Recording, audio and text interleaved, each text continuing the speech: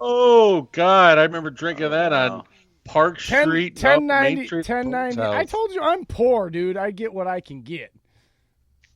Did you get that at the local shortstop?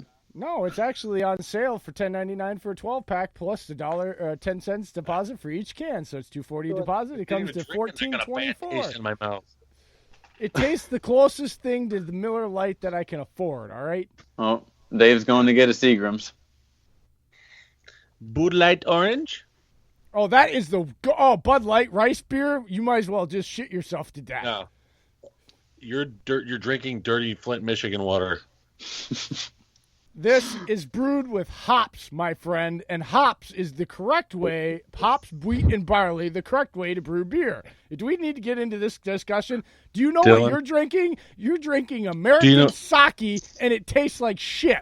If I want sake, I'll go to the local Chinese restaurant and get me some real shit that will get me drunk as hell off a quarter of a little shot. I don't need to drink some American screwed up rice beer that's brewed crappy and makes you puke and shit your guts out the next morning. No, thank you. It says Keystone Light. But anyways, all I'm going to say that Keystone Light is like you buy weed and you get oregano. That's what Keystone Light is. No, it's that's exactly what it is. You're drinking the oregano. Oh, yeah, you might as well just chew on it. I would rather drink oregano or eat oregano or smoke oregano than drink pissy shit water. And it even looks like you're drinking urine on camera with it being yellow. Listen, no, if your urine's this color, bro, you got to get checked out. That's brown. That's like you're standing there, heat stroke. All right, that's it. We're taking a break. That's definitely heat stroke color pee right there, folks. I can't even get my board to work because of you. That's what she said. And if you haven't had enough of our banter tonight, you want to visit NFL Addictions on Facebook.com for all of your NFL banter and chatter. It's not a trash talk site, so keep it clean and keep it cordial. That's NFL Addictions on Facebook.com.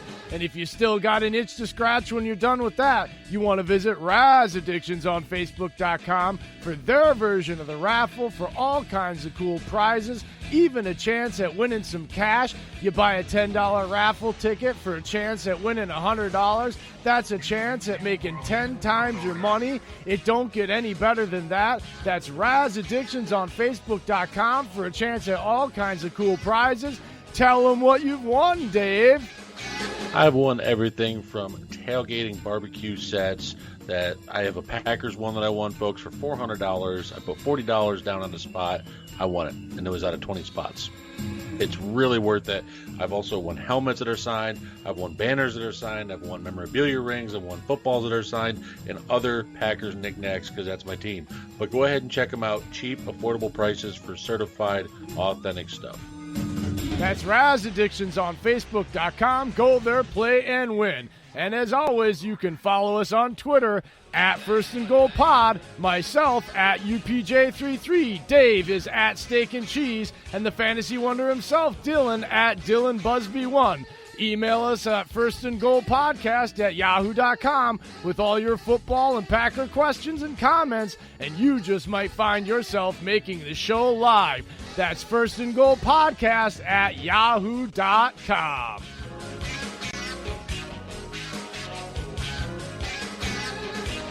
And we are back, so these guys can quit arguing with me off air. Thank you. No, you have to be cordial. Shut the hell up and get on to the show.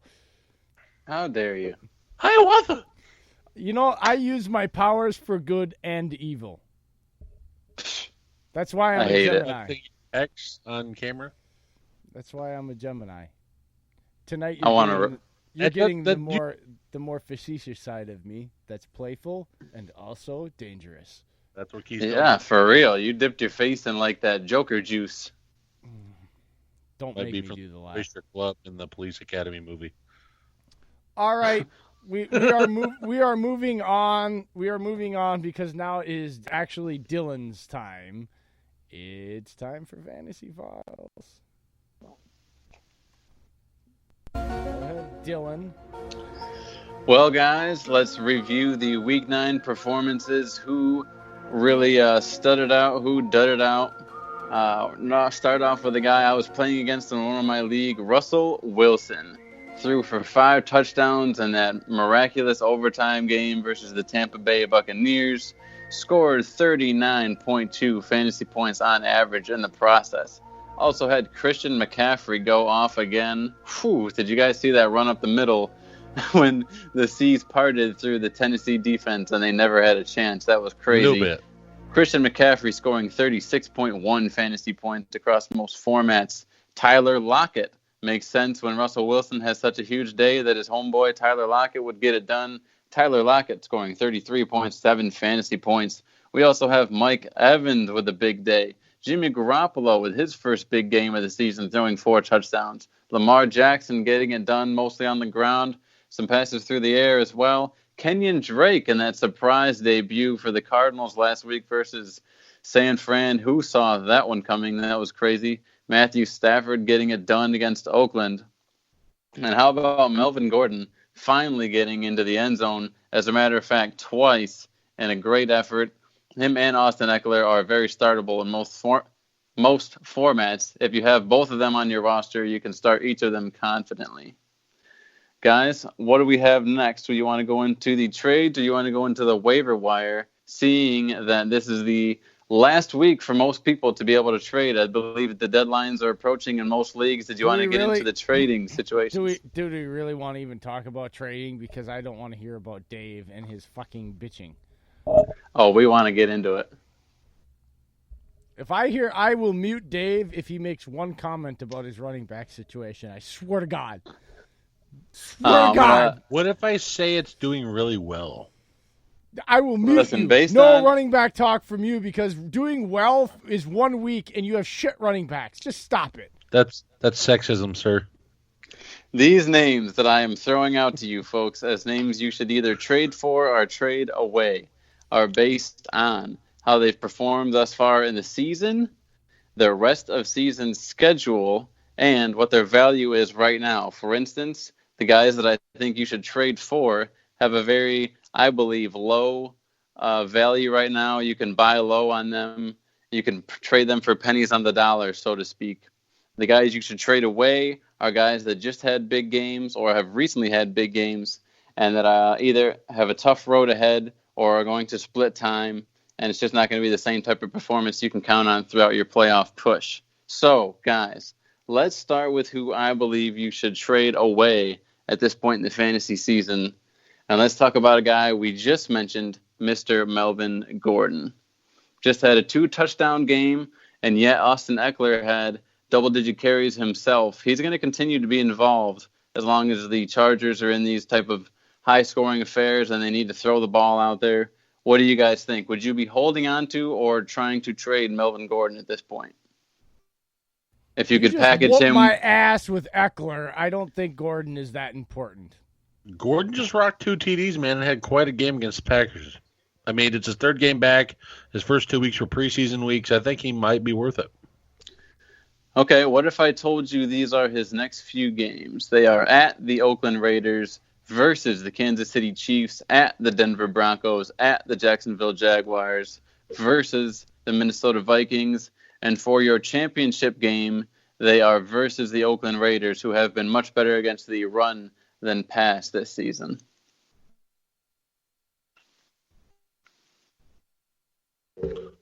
Say that again. I had a feeling. So the very next game is at Oakland. It's a night game. It's a primetime game.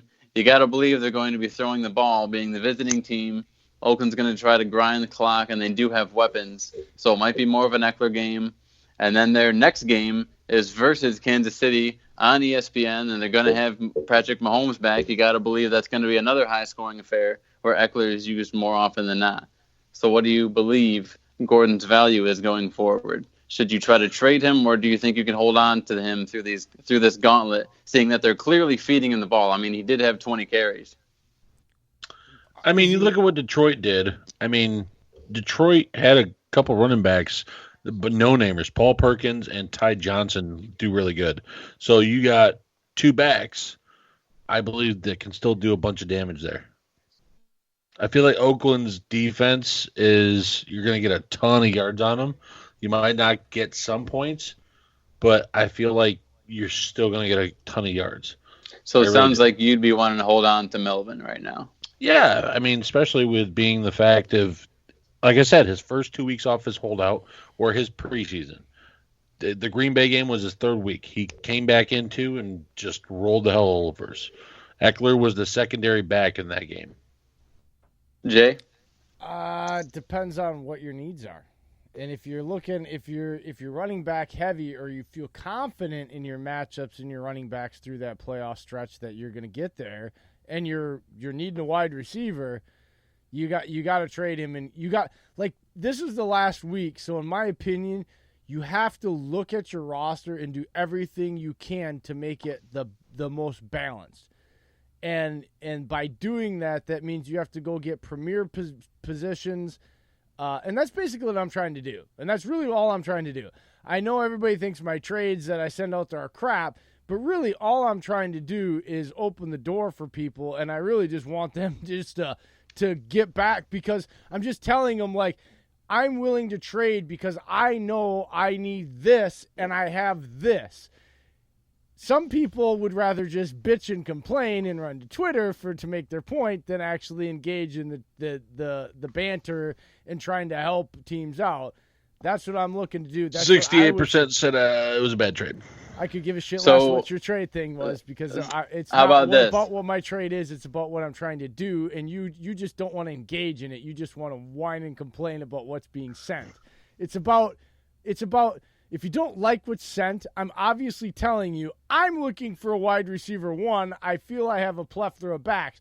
Whether you agree or disagree that this back is going to help you or hurt you, I feel I can keep him. This is just a thing I'm looking at, and I feel like with this guy and this guy, that's fair value. If you don't agree with that, come back to me with something else. I told you last week, had he sent me the Fournette trade or whatever Dillon was thinking about for Michael Thomas, I would have absolutely considered that and more than likely come to the conclusion that that's a good trade for me to make, even though I like Fournette's matchup because of who Michael Thomas is. To me, that's what you need to do with Gordon. You're not going to be able to hold on to him and do it later because the trade deadline's coming. So if you're in a scenario like I am, get out there and try to make your team as balanced, because otherwise you're going to end up in situations like I am right now. That's how you get beat. You play the wrong guys when you're flexing guys that aren't dependent, and you get beat by points that are left on your bench because you're not confident in who you can or can't play in a certain spot. You need at least one premier position player at every position, and tight end's the anomaly because you only get to play one tight end in defense. That's, but when you're talking, so that's the way I look at it, Dylan. So here's a few examples. Would you trade Melvin Gordon for Tevin Coleman? Hell no. Would you trade Melvin Gordon for Devonta Freeman?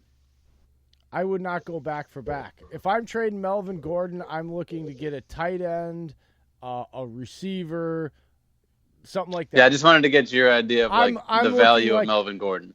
If I'm looking at Melvin Gordon, I would say with his projection, you're going to look at guys on the low end like Courtland Sutton. You might be able to throw in maybe somebody else and pull an Amari Cooper who hasn't had a 40-point explosive, game more than once, and he's kind of with Dak. You're not sure, but he's a boomer bust guy, but he's pretty consistent with 15 points averaging. Guys like that right now, I think I would go to trade for. You're not going to get the Tyreek Hills or dudes like that. Those are guys like Chubb and. Because, basically like I did. I got Chubb and Samuel back for Tyreek Hill and some other players. So, bench guys. Those premier players you're going to have to premier. Like, to get a Michael Thomas, I'm going to have to get up a Leonard Fournette and probably a bench wide receiver to make you feel confident, because Michael Thomas is showing you he's probably going to boom 30, 40-point games a lot more than most running backs are. He just is showing that. So, those kind of guys, yeah, with the Melvin Gordon, you're probably not going to sniff anybody's interest, especially if they're like Dave. And there Actually, you have it. I just sent a trade to Ron